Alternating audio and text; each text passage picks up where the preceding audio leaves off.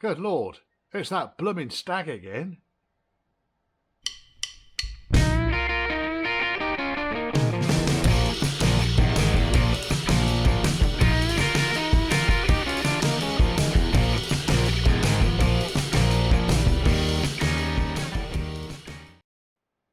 And before we get down and dirty with this Stag, which isn't mine, can you check your subscribe, please? It helps the algorithms. Comment down below. It helps the algorithms. Like the video. Helps the algorithms. Dislike the video. Helps the algorithms.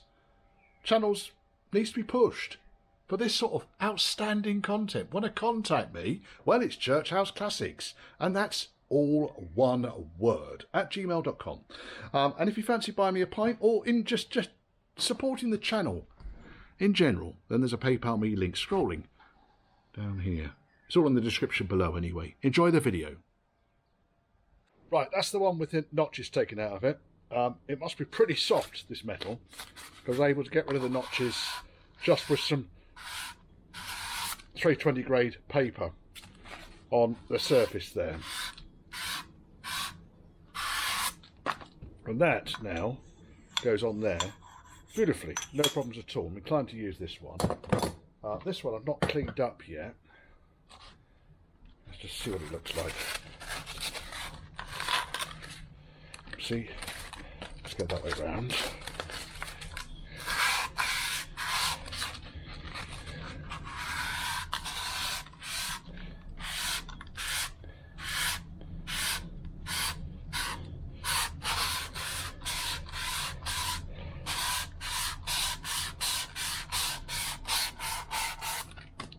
You can see here, it's got a few challenges where someone's been at it with something, I don't know what. That said, first and foremost, this release bearing, that's worn out. I can hear it. It's just graty. Carrier, there should be a pin through, and there is. You can see where the forks have sat in there, and the forks will run up until the pin, and then they create their own little mark in there, which you can see then has worn itself. It's sat in that position. So there is, you can do something about this. First and foremost, we need to double check the pins, make sure there's no flats on them. Secondly, we just drill and move the roll pin, or put this the other side of the roll pin. Maybe put another roll pin over here somewhere, so that by putting a second roll pin in, it's going to create the wear point at another location. There's not a lot you can really do about that. These carriers, you can get them new, and in fact I've probably got a new one. I need to get that bearing off there. Right, new bearing carrier is being used. I just think that that one has been in there too long. This one, put the roll pin in. Sits on the nose. I'm quite happy with it. It's nice. It's a nice bit of kit. The bit of tape is on there only because the carrier is supplied with the roll pin yet to be fitted for some reason. Anyway, the tape held the roll pin. The next thing I'm looking at is the fork. Now, the pin from the scrap 4-speed gearbox, non-overdrive gearbox, came out. I have got a brand new pin. This one is looking okay. If you remember, the remains of the old shaft, which is here, the pin snapped off. So the pin is actually wedged in here somewhere. Now, this fork has also got very, very, very badly flatted pins. You can get new pins. Whether it's worth it or not, I don't know. The pins that came from the fork on the box that was on the car, the original 4-speed non-overdrive box, they've got very slight signs of wear. And I've also got a brand new fork, brand spanking new fork, which doesn't feel to be anywhere near as robust as the as the original. So I'm actually inclined to use this fork. Cleaned all the paint off the original shaft, which, as far as I can see, is a Stag shaft.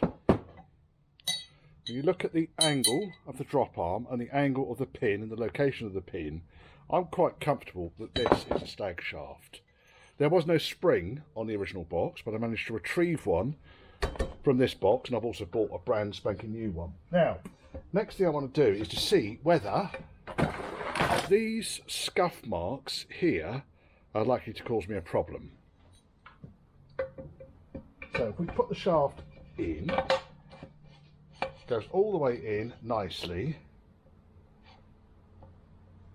and there's play on the bush. Now, what I then wanted to do was to see whether this shaft had a similar problem. The problem with this is it's got like this horrible plastic coat shit on the outside of it, which I don't think should be there. That goes in thus far, and it's got about the same level of play. So it could be that the bushes are worn, or it could be that this shite on the end here is interfering.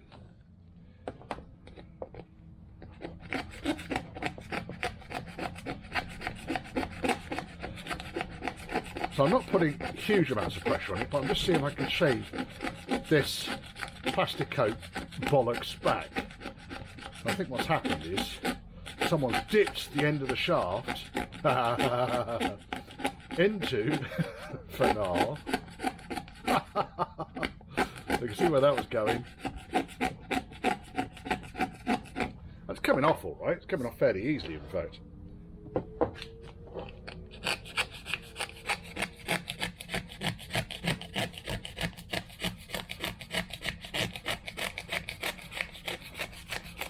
Now I've got the worst of it off. Just run some paper around. Take any loose shite. Now, that's most of it gone. Let's then take the spring off here, pop it onto this shaft. Storage. Right, push the shaft in through the bush, and right, we're right the way in. Doesn't move particularly nicely, but I think, and it has got a certain amount of play on there. So let's see if we can't clean this up a bit more. La la la la.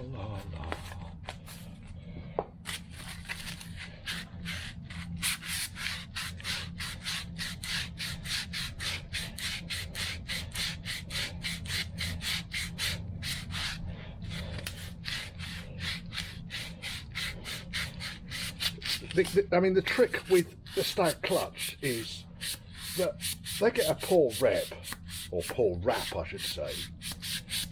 The problem with the Stag clutch is it gets a poor rap, and the main reason it gets a poor rap is because little bits of wear and little bits of grit and shite and over lubrication and hand-fisted gibbons abound,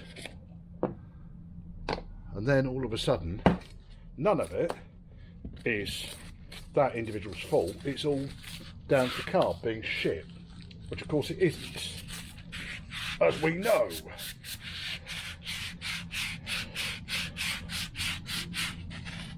Trying to keep this as non-secular as I can. Right, that's cleaned all that paint off there, got a nice shiny surface. So spring, boing, it's almost spring outside as well. It's May, and that goes in. Right, that is much better. It has got a nice feel to it. I'm actually inclined to see if we can swap this bush out here. So what I really need to do is to turn the box around. Could do with a what I call a lazy Susan on my workbench, but we should be able to do it like this. There we go. Right, and now if I go take the box around my block of wood, which has been taken up. Where's the block? Right, let's put the block of wood under here. There we go. Right, now bring you over here, and in there you can see the bush, and there's a load of dirt in there as well. So let me put my gloves on, turd, and have a quick clean around here and see if we can't improve the overall. That's not going to work. What's my toothbrush? Well, there's my toothbrush. It's too much thick build up of crap on there.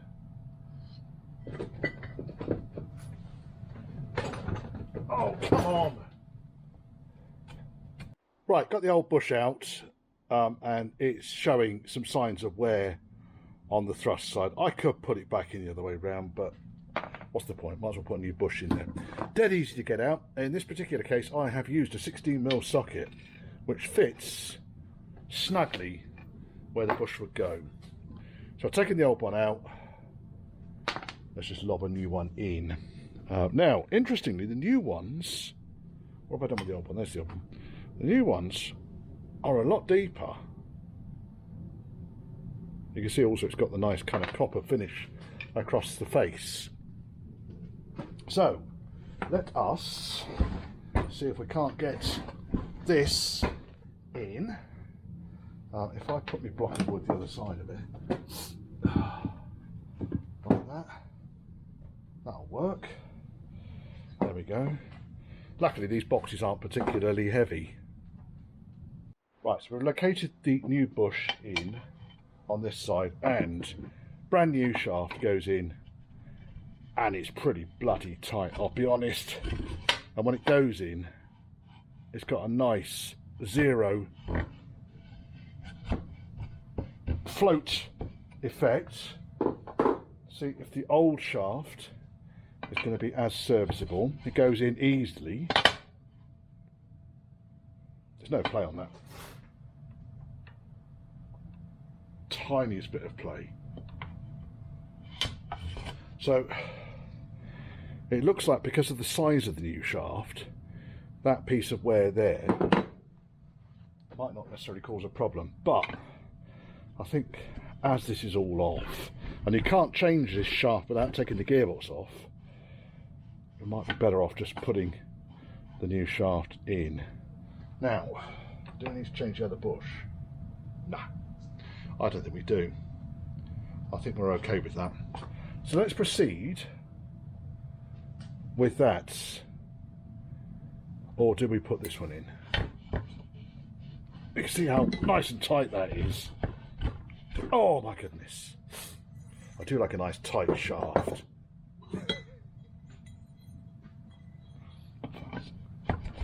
So that goes in. You can hear the very, very faintest bit of movement, but it moves that nicely. Now I'm picking up wear at the other end though. Hear it? Which is not going to be ideal. So we either change the bush at the other end. I think we use the new shaft. Let's do it. I can't be arsed with it. By the time I've got it to the point which I'm happy with,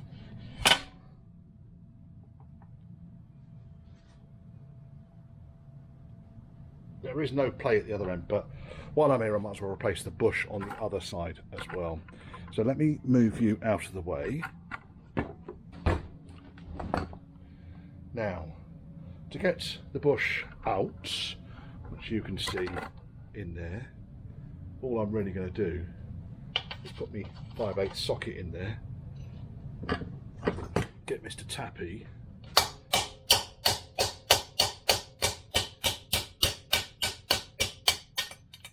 there's the old bush,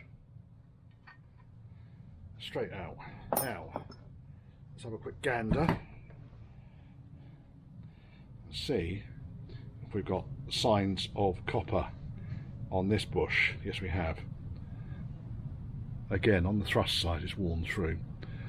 So we'll put a pair of new bushes on it. But the cost of the bushes, and they're also appear to be very slightly bigger as well. Let's just do it. Now, before I do that, there is some gank in the hole. Let's see if we can't push this through.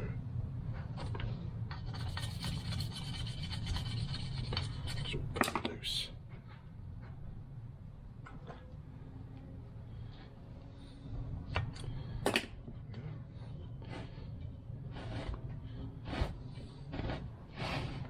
I'll do that.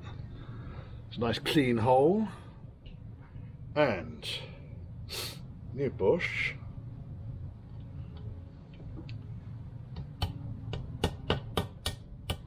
Just want to get it loosely in the hole. Socket. Use a slightly bigger socket on the start.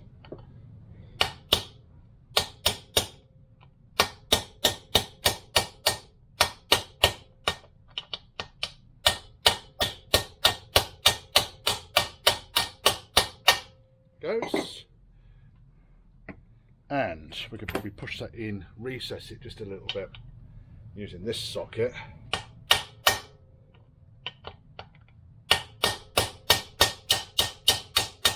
There we go, recessed in.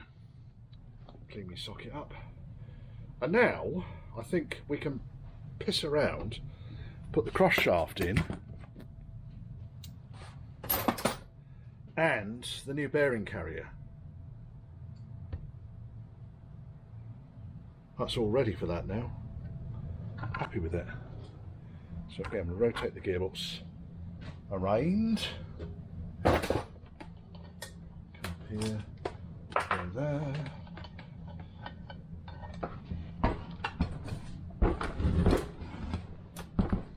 Then we can test the overdrive then. Right, Shafty McShaft face.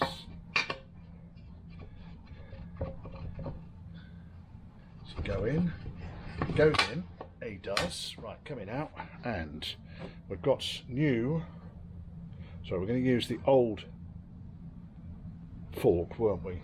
So,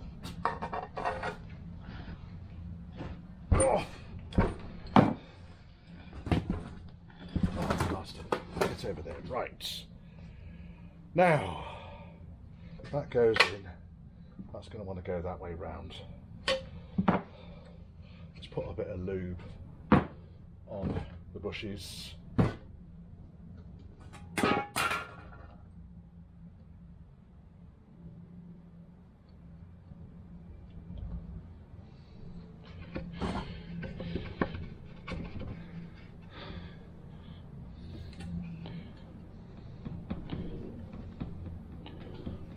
Lube, lube, lubey, lubey, lube. Then we're going to push cross shaft. You can come around here. You can't see from there, can you? Can you see from there? I don't know if you can see from there. Let's move you. I need a bigger bench. I need a smaller bench. I need less crap on the bench I've got. Right. So we'll get the fork onto the shaft. Is going on.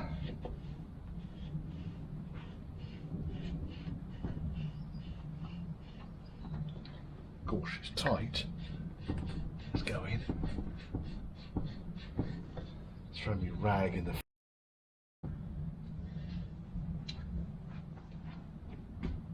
Right, let's put some lube on this end of the shaft.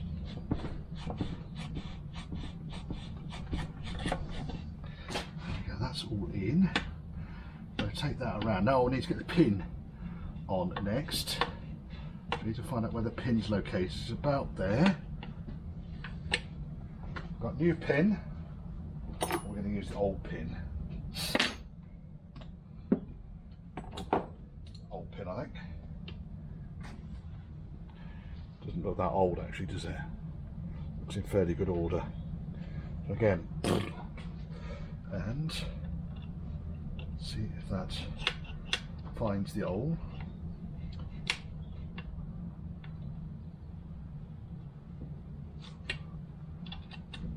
There goes, and thread that in, and I'm going to get some locking wire on it.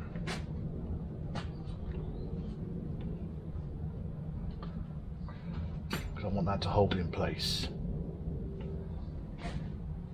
That's done that. Grease can go away.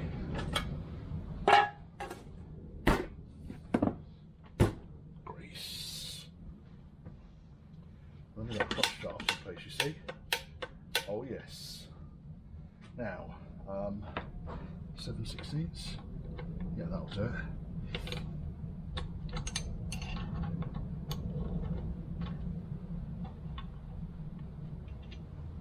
Doesn't get caught on the thread, it has now, I think. No.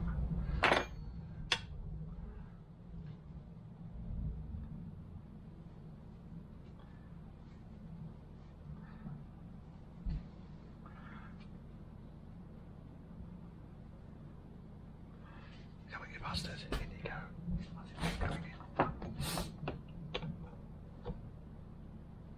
Feels like it's caught the thread.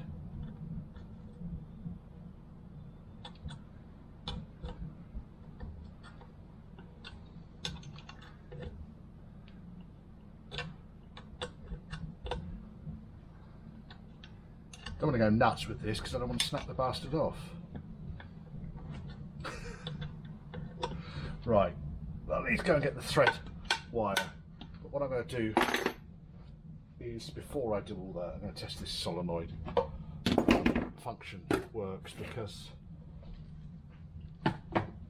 what then happens is, if we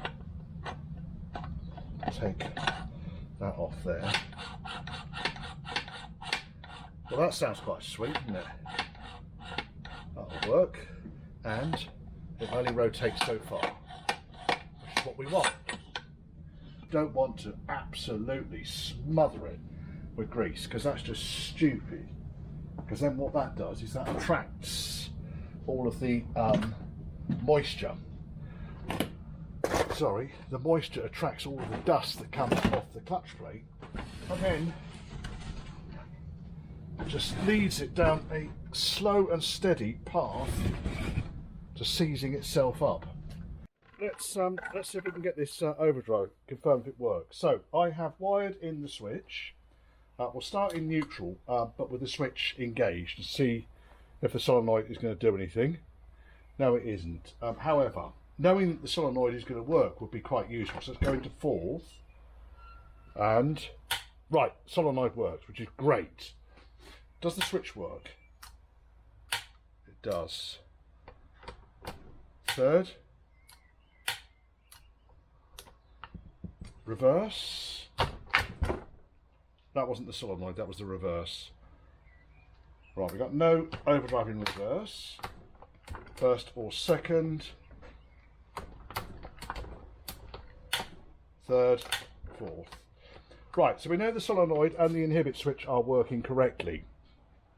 Now, what you need to do is, when this thing engages, it's got a certain amount of movement in there. You need yourself a 5/16 bolt, and then on this side of the gearbox, you've got this little lever down here. I don't know if you can see that. That lever there. Through the end of it, there's a hole with the solenoid engaged, let's choose third gear. Solenoid engaged. I now want to be able to push a bolt through that lever, and I can without moving it. Let's see if we can video that a bit better. Space on the bench is at a premium here, folks. So solenoid off. Doesn't move very far, does it? I mean, we're only moving that much. So engaged, bolt goes in and into the hole. Disengaged, bolt goes in, doesn't go into the hole. So it strikes me the adjustment is good.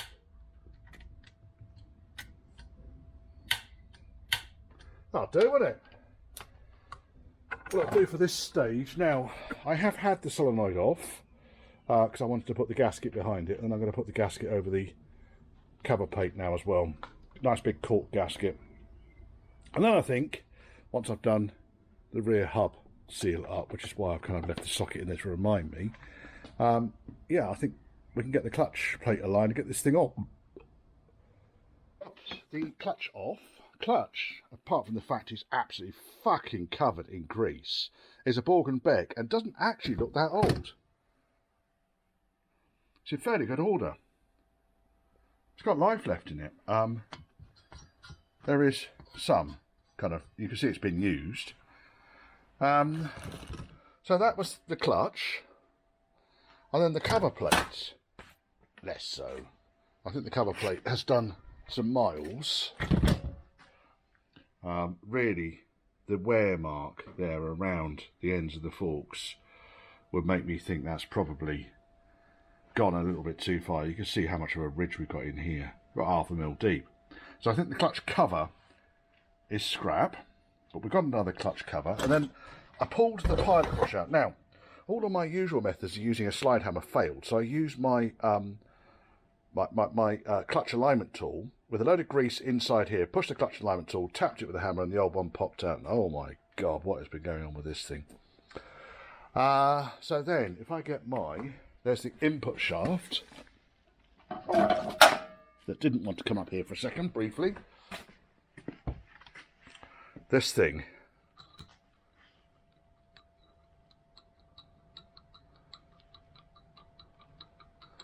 I think that's been a pilot bush for too long. Mr. Scrap Bin.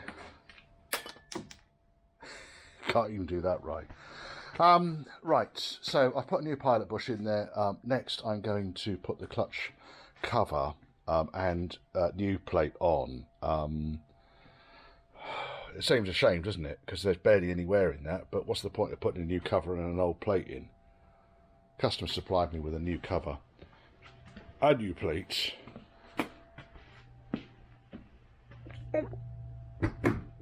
It's a Sunday of a bank holiday weekend. It's a Delphi. So we can get this out. Tell you what, these things are fucking heavy.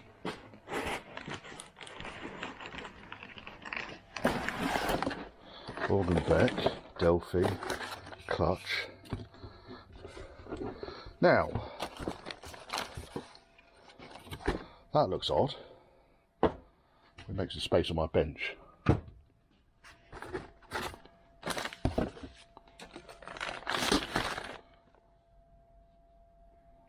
I don't think I've ever seen one that colour before. That looks like it's been relined, doesn't it? It's a used plate that's been relined.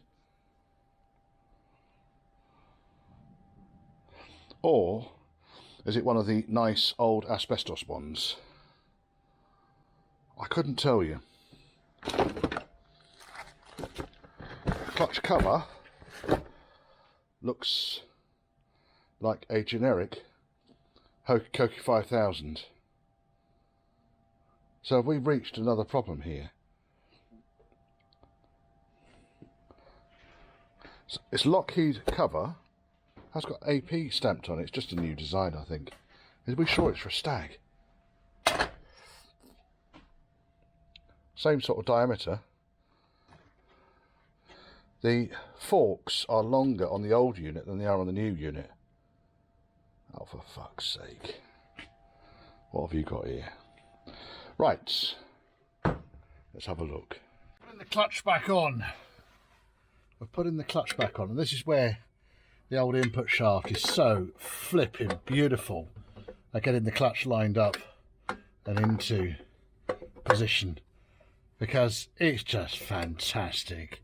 Right, so we've got the clutch lined up. I've started to tighten all the bolts down, and this is a common problem now, and I'm going to take you to the bench and explain why. This